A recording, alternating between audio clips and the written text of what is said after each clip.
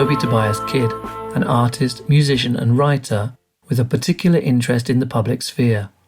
This is the first episode of my new series Public Art and the Economics of Imagination, where I will be investigating the radical potential of public art by questioning the economic structures that operate behind the scenes. It's made with the support of King's College London, Future Narratives Lab and Art School Plus, as well as Professor Schanbaum of Coventry University. Each episode I will speak to an artist or expert who will share their experiences and perspectives to help us to develop a deeper understanding of both the unique opportunities of art in the public realm and its particular issues and complications. Hopefully, this will enable us to imagine what a better economics of public art might look like. With us today we have the philosopher Vid Simoniti, senior lecturer in the philosophy of art at the University of Liverpool. Simoniti is a philosopher and a writer who has written extensively about art and politics, perhaps most notably in his new book Artists Remake the World, a Contemporary Art Manifesto, available through Yale University Press. In this he argues a case for art as an experimental form of politics. I'm interested today in finding out more about this interaction of contemporary art and the public consciousness, and also in something he calls art's otherworldly thinking. So good afternoon, Vid. Thanks for joining us. Maybe you want to give us a brief introduction to your work and interests to expand a little bit on what I've given as an intro. Yeah, sure. So as you said, I work across philosophy and what you might call contemporary art criticism or contemporary art theory. And the book that's just come out in November with Yale is called Artists Remake the World. And in this book, I really want to look at the question of what can contemporary art contribute to the political process. And the motivation for it comes from this feeling that I often had that when I talk to my colleagues and friends in the art world, so artists, curators, and so forth, this idea that art is full of politics and full of political relevance seems very much second nature. So to ask the question in this more abstract way almost seems kind of too broad, right? Sure, art has loads to do with politics. It's got to do with various positions in feminism, in relations within democracy, in post-colonial discourse. There's just so many discourses around right now, right? But then you speak to someone outside of the art world, to say a pensioner or just a viewer or someone who's just a trade unionist or a journalist or whatever. And you say to them, I'm working on this relationship between contemporary art and politics. And they say, what? Why on earth would something as strange, hermetic, closed off, specialized, aesthetic as art practice actually have something to do with politics?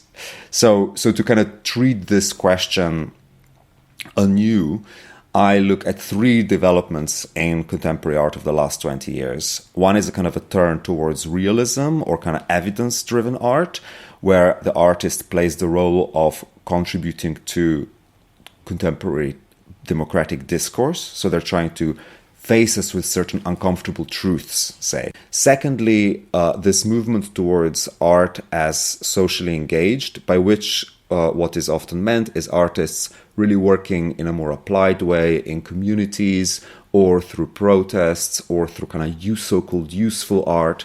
So art as having to actually not just represent issues, but actually change things, right? So that's the second approach. And then the third one is more to do with a certain interesting return towards beauty, figuration, fantasy, a lot of fantasy in art, especially in art that's come in the wake of Black Lives Matter, for instance, but also queer art, where works that seem quite escapist actually try to create new worlds or new ways of seeing. But so there are these three ways in which art can contribute to politics, and that's what I try to explore in this book.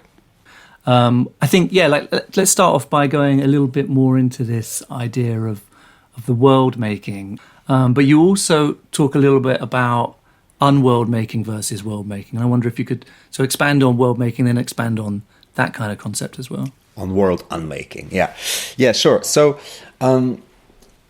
So I think so. Yeah. So this concept world making has kind of arisen in contemporary art discourse quite recently. Some of it comes from thinking around science fiction, especially science fiction in indigenous practices. There's been a lot of talk of world making. So an artist I discuss in the book, Naomi Rinson Gallardo, she talks about worlds and counter worlds, but she uses this kind of myth and fantasy of indigenous Mesoamerican peoples. So, but equally in philosophy, there's a kind of a longer line when people are talking about world making, and that goes towards people like Donna Haraway, who talks about worlding, and all the way back to people like Heidegger, who talk about certain worlds being disclosed or revealed through art. Anyway, so there's all of this kind of talk of world making that we've been swimming with in the last decades. So I kind of try and precify this a little bit, and I go back to a philosopher called Nelson Goodman, who wrote a book called Ways of World Making back in the 70s. And there's this idea there that works of art, just as much as works of science or philosophy, help us to rearrange the way that we organize information. Right. So let's take not a contemporary artwork. Let's take something a bit older, like, say, Canvas by David Hockney. Right. So with David Hockney, you've got these kind of beautiful canvases that he's famous for, all of these young men lounging by swimming pools, which he was making at a time when society was a lot less friendly, of course, towards a kind of queer life, right, or homosexuality. Now the question is, how does this artwork, which is just a picture of a young man lounging by the swimming pool, how does that contribute towards our shared way of seeing? And it's not by saying something, it's not by arguing something, it's not like there's like a little text in this artwork that says, and therefore gay relations are okay, or something like that, right? That's not what art does. Rather, it's simply that you can look at this painting and then look away from it in the world, and the work seems to reorganize the way that you see things. So maybe now you can look away from that work, say if you're a viewer in the 1960s, 70s, and you no longer see gay relations as sort of stained with shame and seeing them as something a bit underground and a bit gross, but you rather see them as full of melancholy, longing, as having to do with beauty in some way, right? So this is what can be meant by world making. Works of art that do not seek to change our way of seeing the world by giving you propositions, by giving you kind of straight texts or straight ideas, but that in a more subtle way try to reorganize your space of perception. Now, there are other philosophers who write about this, from, as I said, Haraway to Jacques Rancière, but let's bracket all of that philosophical discussion. Let's just stay with this basic idea, right?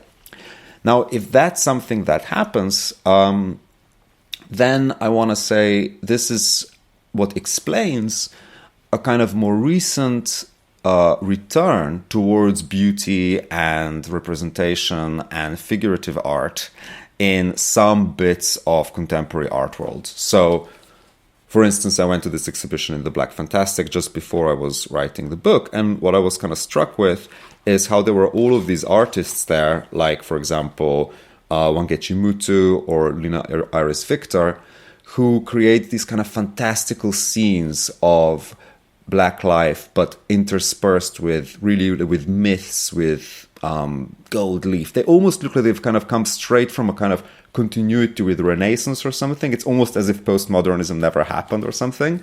So how they function, I think, is in much the same way, right? That they try to enable a new way of organizing information. Now, then there's a kind of like a problem that I think arises, right? I think these kind of works, what they do really, really well is that they let you enter into a new way of seeing, and they achieve that because they're often seductive, beautiful, interesting, full of fantasy, right? But then the kind of worry that one might have is, well, that's great because they can enable us a more fair or a juster way of seeing the world. But do they also, inadvertently perhaps, help to paper over certain kind of more systemic injustices that are happening in the world, right? So you could imagine going to a beautiful gallery in London or to Venice Biennale or something, and you see these works, and you come out with this vision of equality and equity between all the people, that inhabit our society. But then equally, this is happening in a highly commercialized space where maybe those people, don't get access to or are employed on the lowest for the lowest wage, right? And equally, you might say like, oh, well, advertising for banks or for insurance companies, all of that contributes to world making because you can have lots of children of different ethnicities holding hands, and this is creating like a beautiful vision of the world. But how true is that, right? So then, therefore, I think what distinguishes art from other forms of world making that happen through commerce or advertising and so forth is that they don't only participate in building a new vision of the world, but always put in, or can always put in, a moment of horror, a moment of alienation, a moment of unmaking, where you begin to doubt as a viewer, whether things really are as they appear, right? So, to cut it short, if the task of popular culture at its broadest is often to create these beautiful visions of a world that we might inhabit, the task of a certain kind of more contemporary art is often to, yes, offer that vision, but always with a sense of doubt, with a sense of a question mark in there, right? Otherwise, we end up in a kind of wishful thinking scenario. Yeah, that's great. Actually, that's I think it's a really important aspect to show, and really worth you explaining that, because I mean, for me on a personal level, I think that one of the things that art does that other things doesn't do is it slightly breaks things. So I always think about when I'm making something, it's like, well, if you just make it exactly follow this through, it sort of becomes like a design. It becomes like a piece, like you say, almost, which is great. There's nothing wrong with that. But for it to sort of operate in the way that I want it to work as an artwork, you have to kind of slightly break that. And I think that's the similar kind of concept, I think, to what you're talking about with this unworlding, where you see something, oh, hang on a minute, and then, Yeah, exactly. Yeah, I mean, I should say, like, I it's not like I've kind of completely come up out of nowhere, right? I mean, there's like people like Brecht who write about alienation effect or Verfremdungseffekt, right? This idea that a play, in his case, a theater play, should always create this sense of alienation for the audience, where they think like, oh no, this is actually just a play. It's not reality. Or equally, like a whole host of theorists have written about this distinction between what popular advertising can achieve, the kind of design it can achieve, and art, which, as you say, needs to kind of have a little bit of a breaking or unmaking in there. Yeah, so that's, and as you say, what I'm interested in really is like, what is it that art can do that other forms of visual communication can't? And that is one thing. Yeah. No, that's great. And I think also in a bit we see how that circles around into some other ideas. But I think right now, one thing that is really important in art, I think, is this idea of discourse, and that's definitely something that you discuss as a kind of a methodology. I think it's the third of the taxonomies that you put forward. So could you maybe tell us a little bit more about how that operates and how that differs or interlinks? Mm-hmm. Yeah, so I as I say, I have this kind of three way of splitting things. One is world making, one is socially engaged or action, and the third one is discourse, right? So discourse for me is really just the act of speaking in a public space, and it's distinguished from world making in that this is kind of much more similar. Here, what artist is doing is much more similar to what a journalist might do or a politician might do, which is to simply describe to the audience what's going on and inviting discourse about it, right? So an example of this might be let's say what forensic architecture have been doing. So for listeners who don't know them, so forensic architecture are very influential and amazing, I think, art and design and multidisciplinary collective based out of Goldsmiths University in London. And they became kind of famous, and I found them very compelling when I first saw works by them, kind of in the 2010s, when they started appearing in art biennials, but where most of the other work that you would see when you went to like one of these big exhibitions would be, kind of conceptual art or something like that. Their work was almost this kind of really hardcore documentary where they were just explaining something that's happening and would often back that up, and that was really unusual, with really hard evidence. So, for instance, one of the works that I discuss is called is the Murder of Halit Yozgat series, which was about a murder of this German teenager of Turkish background who was part of a series of racist murders in Germany that was happening around that time by this underground cell, like right-wing terrorist cell, basically. And the police were doing a really shoddy job of investigating this. So what the civil society, there was like a group of people who kind of organized themselves, and the Turkish community, and they also got in touch with forensic architecture. So what then forensic architecture did was to prepare this reconstruction of the crime scene, where you see how where exactly the bullet went, how the smoke from the bullet would have dissipated, where the different people who were around in the cyber cafe where this happened were located, and so forth. So it was this kind of hyper evidence-driven documentary, and they kind of proved by that a Secret Service agent who was around at the time, that his testimony was wrong before the court. So it's a complex case, but the bottom line is here we have an example of art that has really been around quite a bit recently, where the artist isn't trying to get you to enter into some beautiful new vision of society, or isn't trying to engage you with fiction or wonder or fantasy, but with something that we would see much more akin to journalism, right? Which is interesting, and I think that idea of, well, it could just be something else, actually leads on to, I think, the other aspect that you talk about, which is the action. And in a way, there's that sort of similarity, right? Well, it's different, but there's that, and that relates to the sort of public realm, the sort of the socially engaged side as well. There's some kind of link there.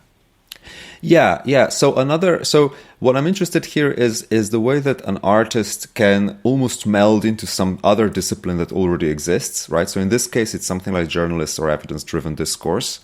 Another example might be artists who go and work with communities and perform a kind of social work. So an artist called Tania Bruguera has been recently, has been very influential about talking about this idea of useful art or arte utile.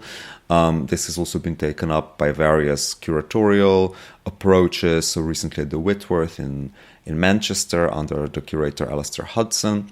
So this idea that artists should, not just now participate in discourse, but actually become really useful to the communities by organizing workshops, by helping people with very particular goals. So, for instance, something that she organized is called Immigrant Movement International. This took place in New York in the 2010s, and she would organize such things as computer literacy classes and aerobics classes and all kinds of things like that, right, to reinvigorate the community of migrants, mostly from Latin American countries living in Queens. So there is this kind of temptation across the art practice of the last 20 years to transform itself into either kind of pure journalism or pure research or pure action. Now, I think all of these artists are amazing, just to be clear, right? I'm engaged in a sort of constructive critique, I hope.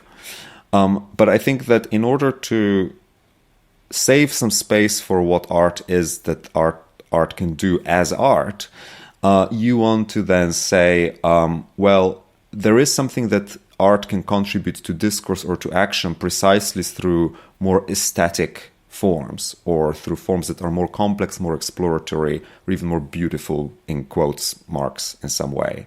So maybe just a quick example of that. There's an artist in Bangladesh who I've written on called Dilara Begum Jolly. And she did this project called The Threads of Testimony, which was a socially engaged art project. So she worked with a community of textile workers who were hurt by the collapse of textile factories in Dhaka, Bangladesh, and lost lives and livelihoods in the process. And I should say, art historian Malia Belli Bose is my main source for this, and she wrote about this really importantly. But what I think is different, say, about that project is that it's still socially engaged in the sense that it works with the community, but it ends up in an exhibition of different objects of those who perished in the disaster, and it creates an art exhibition of these objects. It makes them into this kind of dinner party-like constellation. It creates posters, images, and all of that provides a kind of a space for mourning, for reflecting, also for activism, because they invited one of the directors to this event. And obviously once he came, he realized that it was, highly critical and, left in a huff. But here the work achieves something through that kind of more artistic, if you like, placing that normal forms of discourse and action cannot do, right? So one of the things in the book that I'm always interested in pursuing is not how can art transform itself into pure activism, how can art transform itself into pure discourse, but rather what is it that art can achieve through methods that are specific to it, which activism and discourse cannot by themselves. I'm interested in how art can retain something that is specific to itself and what that can contribute to discourse or action. Yeah, I think that's a very important thing to say as well, because there is a kind of like a concept of running away from being art to find other things to justify it potentially, when in fact maybe it's there inherent anyway in some way, and it's about, I don't know, maybe identifying that. But I wonder if that sort of leads me on to that idea of the interpretive puzzle and that kind of idea of the complexity that you've spoken about, and wonder if that's part of this or not. Yeah, for sure. So I should also say, I guess, because what you mentioned, what we talked a little bit before we started the recording, is art as research, right? And how artists can insert themselves into all these different contexts. And I find it so fascinating when you look at contemporary art compared to the other arts. And I think that if you look at the other arts, be it novel writing or literature or music or R&B or what have you, theater, right? I mean, they can be highly, highly experimental, of course, but you're never going to get a political march or a community workshop or a research paper and someone saying this is my pop music album. Or this is my novel. Whereas you can get that in contemporary art, right? And in some sense, that's like a big strength of contemporary art, and what makes it super interesting, that, the so-called space of contemporary art, exhibitions, people doing art practice, they're so versatile, right? There's this crazy versatility, which is really interesting, right? But then there's always this temptation that the artist just becomes a version of some other thing that already exists, right? So it's finding the middle ground that I find fascinating and a good thing to think about. And yes, and as you say, one way into that is to think about this notion of complexity or kind of complex experience, right? What is it that makes a particular experience complex rather than straightforward? And it's something that I think art can do especially well. So maybe just to give an example, it's kind of easier to talk through this with an example, and to give another example from the book. So for instance, this photographer who I really love called Sohrab Hura, who is an Indian photographer, and he did this project called The Coast, which is a series of photographs taken on an unspecified location on the Indian coast at this festival, which is a kind of a masquerade festival. It's associated with a religious festival. But again, he doesn't give you any documentary information like that. All you see are these images of people wearing masks, wearing different outfits. A lot of the photographs are taken in such a way that you get a kind of a perspective trick, so that it looks like a person has no head or something because he photographs from a particular angle. It's kind of a bit funny in that way. And then that's combined, so that's shown either as a photo book or as an installation, and that's combined with a story, which is this allegorical story about a woman who lost her head, and she's without a head, and she buys a parrot from a fortune teller, but actually because she doesn't have a head, she doesn't see that the fortune teller actually sold her a crow. And so you have this kind of weird surrealist story and these photographs, and it's both, I should say, it's done extremely well. So it's extremely engrossing, even though it's entirely surreal, right? And what you gradually realize as you go through this experience of looking at this is that this is all a kind of a complicated allegory for social media. So right at the end of this process, he just kind of bombards you. There's like a video, and it just bombards you with all of these images taken from WhatsApp, right? From WhatsApp groups in India at around that time during the Narendra Modi election, where a lot of these very inflammatory images were used to stoke up intersectional religious violence. Anyway, you're like, oh yeah, okay, so she was buying this crow, and this is all kind of like a weird symbol for, being told a lie and so forth. And the question is, okay, what's the point of this kind of complexity, of this complex experience that you've had? What do you gain through that you cannot gain through simply reading a journalistic report on what's happening in populist elections in India and elsewhere, and how WhatsApp images are being, or these social media are being misused there? And I think there are different kind of answers here, but one thing that I think this can do is that in its very form as a complex experience, it allows you to stand apart from the usual form of thinking that exists in the democratic space, which is a kind of a thinking of us versus them, my point versus your point, accusation, counter-accusation, right? So in its very form, it stands apart from that thing that it tries to critique, right?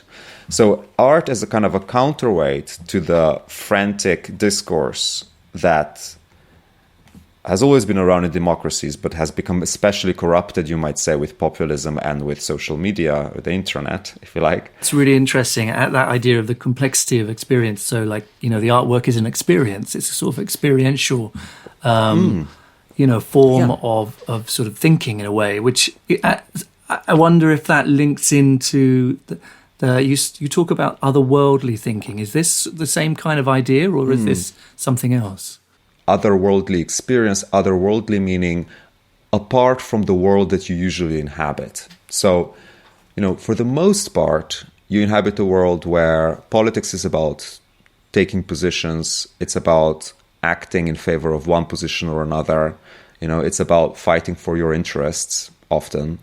It's fighting for the interests of a group that has suffered injustice, let's say, right? So it's something that, so these are things that are that you can encounter in the world as it is, right? And then you have these moments that are more otherworldly, more strange, and it's worth doing that because sometimes you want to also think about what it would be like if that world that we inhabit would be completely different, right? So, for example, if we're thinking about art and climate, right? Climate change. There is a sense in which the climate disaster before us requires not just action within the world as we know it, but requires a complete reworking of our culture, our economic system, our political system, and so forth, right? And, there's a sense in which we cannot even imagine what that would look like on the level of culture. So you need these super experimental, super strange moments in art for that to happen. How do you feel like particular systems of economics could look better or work better to enable that kind of experimental form of art as politics or art as experimental form of politics. How does this kind of art that you're talking about, this kind of this sort of methodology or position or however you want to express that, how does it interact with that movement, or how can it, Okay, good. Yeah, interesting. So I guess these are two different questions, right? Coming at it from two different angles. Yeah, it's a bit messy. No, it makes sense. So I guess from one angle, the question would be, what is it that art can do to help us imagine a different economics, a different politics? And the other question that you asked was, how could a different economics or different politics create space for this kind of art? Mm-hmm. To the extent that there is something that experimental art has to do here, I think, is to imagine the future cultures within which activism and policy can bring about that change, right? What is the kind of soft power that we can exercise to change people's minds? Rather than, because, let's not fool ourselves, right? Art plays a certain enabling role here. The majority of the work happens on the level of activism and policy. So that's the question. How can art influence politics and economics? So yes, in a roundabout way, in a way that slowly proliferates through culture, but nevertheless in a way that is important. Now, the second question that you asked, which I'll have less to say on, which is a very interesting question, which is more, can we imagine economic systems that are different from our own, and how might that better enable experimental art, or art that is complex in a way that I would like it to be? So I don't write about this at all, but one thought I have is, okay, well, you can think about it simply in terms of cultural policy, right? In a sense that you stop expecting artists, when you're getting them to write funding bids from the Arts Council or what have you, you stop expecting artists to demonstrate the immediate public benefit of their work. I think that is a great enemy of complexity, right? If you have to write a form, and it's the same in academia where I work, if you have to write a form and you say, like, I'm going to do this research project in philosophy, and it's going to change, so many people's lives, and it's going to have this precise economic impact, it's going to make, people in my postcode have, 0.5% better income or something, right? Like, if you have to do that kind of stuff, right, first of all, that is clearly all BS, because really I don't think that those kind of impacts are measurable. Secondly, it really stifles complexity, because you're not allowed to have works that are complex, because you have to make works that have very achievable goals, and that's not complex, that's utilitarian. Yeah, so that would be one thing to change. The second thing, this is more abstract now, more blue sky thinking, but one thing in the economic system that has had, I think, an interesting and often bad consequence for complexity is the way in which our media system has become tied to the economics of attention, what's sometimes called attention capitalism or surveillance capitalism with Shoshana Zuboff, right? So the sense in which the economic system has become such that it monetizes attention. And a specific example of that might be, the way social media basically make money on the basis of how much time you spend looking at the screen. And then that translates into, of course, valorizing the kind of content which makes you glued to the screen, which is short attention span content, and especially divisive content, right? Polarizing content makes for good viewing.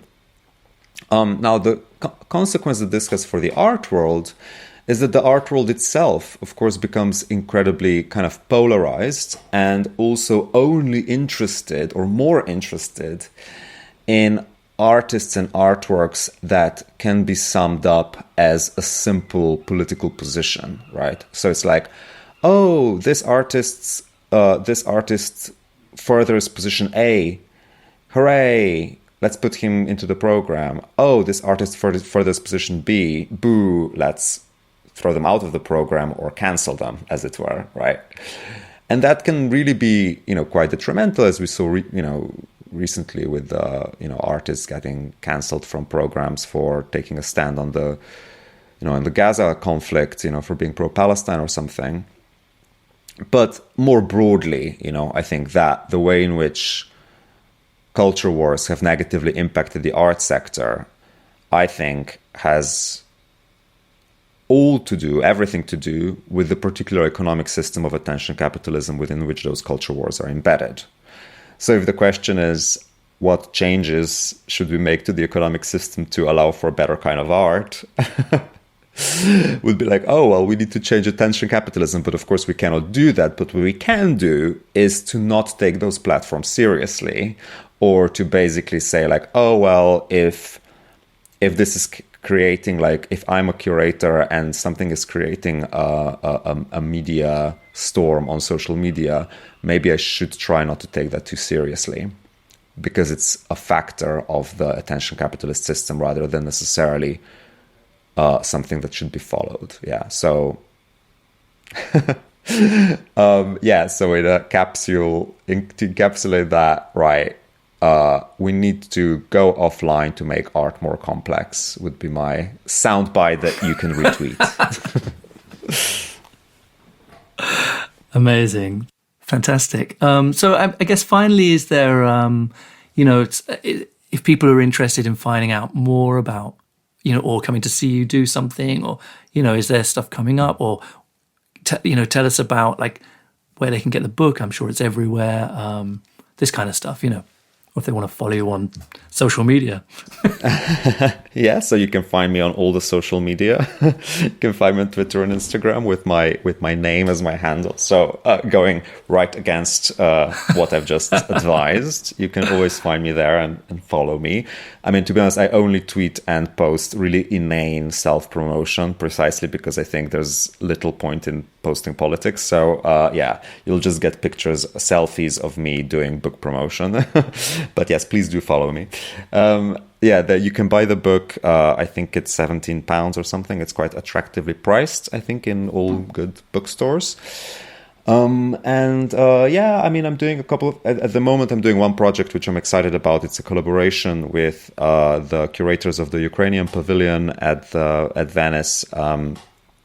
And they are, and I'm also working with these two artists, Andriy and Leah Dostliev, who are participating artists in the pavilion, and we're doing some interesting work about representing the experience of displaced persons here in Liverpool, where I'm based, and then that's going to travel over there. So this is something I'm super excited about, and look out for these artists, and that's something I would recommend. Thank you so much, Vid Simoniti. I think there was a lot there for us to think about, to get a clearer picture of some of the interesting aspects of the relationships of contemporary art making and political thinking and activity. I hope you enjoyed our first episode. I will see you next time on Public Art and the Economics of Imagination, where we have the artist Michelle Williams-Gamaker discussing her experiences making art in the public realm.